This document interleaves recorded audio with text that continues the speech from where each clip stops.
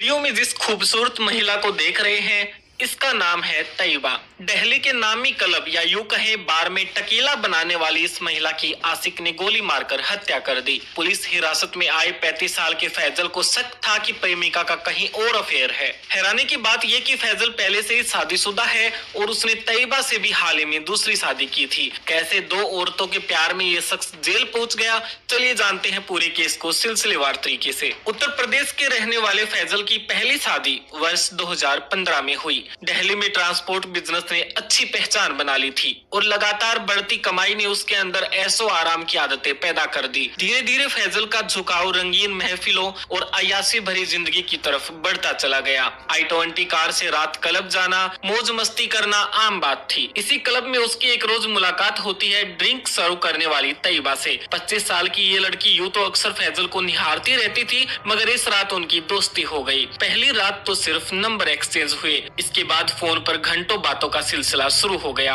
उधर फैजल भी अपनी नई गर्लफ्रेंड को आए दिन महंगे गिफ्ट देता और उसका पूरा ध्यान रखता। यहाँ तक कि कभी मनाली तो कभी कहीं अलग अलग शहरों में घुमाने ले जाता। तैयबा ने जो अपनी इतनी इज्जत होती देखी तो उसे समझ आ गया कि फैजल से अच्छा लड़का उसे पूरी दुनिया में नहीं मिलेगा। दोनों के बीच कई बार अवैध संबंध भी बने और अब इनके मन में आया कि क्यों ना शादी कर ले, ताकि हमेशा इसी तरह खुश रहे। फैजल दिल्ली के दयालपुर में एक फ्लैट लेता है और दोनों 14 अप्रैल 2025 को चोरी चुपके शादी कर लेते हैं। फैजल की मानसिकता थी कि उसकी पहली पत्नी को शादी का कभी पता ही नहीं चलेगा। हफ्ते में 4 दिन दिल्ली रुक लेगा और 3 दिन उत्तर प्रदेश। शादी के बाद अब तैयबा ने भी क्लब जाना बंद कर दिया। वो ये नहीं जानती थी कि उसका पति पहले से ही शादीशुदा है और उसके बच्चे भी हैं, क्योंकि फैजल ने कभी शक होने ही नहीं दिया। बीच बीच में वो काम के बहाने पहली पत्नी से भी मिलता रहता। मामले में मोड़ तब आया जब फैजल अपने दिल्ली वाले घर पर आया तो तैयबा किसी और लड़के के साथ थी। इसने जब पूछा कि ये कौन है तो उसने बताया कि ये उसका पुराना दोस्त है।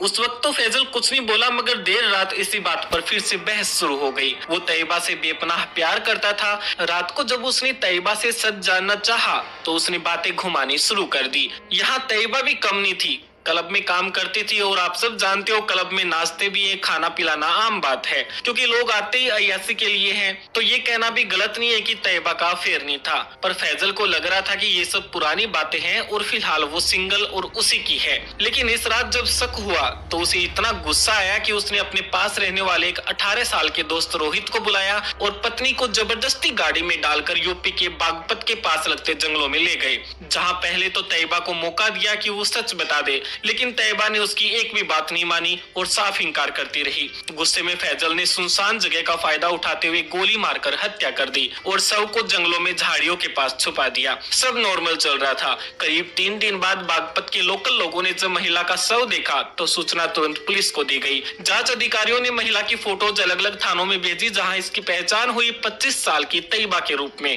तैयबा की जब जन्म कुंडली निकाली गई तो नाम आया क्लब का। पुलिस की एक टीम तुरंत क्लब जाती है और जानकारी जुटानी शुरू करती है। वहां से इसका फोन नंबर और कई अहम बातें पता चलती हैं, जिसमें नाम सामने आता है फैजल का। लोकेशन ट्रेस करके दिल्ली पुलिस ने तुरंत फैजल को हिरासत में लेके पूछताछ की तो उसने अपना गुनाह कबूल किया है। उसने बताया कि इस पूरे कांड को अपने एक दोस्त के साथ मिलकर अंजाम दिया गया। हत्या की वजह पूछी तो बताया कि वो तैयबा से प्यार करता था और उसने उसके ऊपर लाखों रुपए उड़ाए थे, लेकिन तैयबा उसे धोखा दे रही थी। फिलहाल आरोपी पुलिस हिरासत में है और ये देखने वाली बात है इस केस में आगे इन्हें क्या सजा मिलती है। कायदे से देखा जाए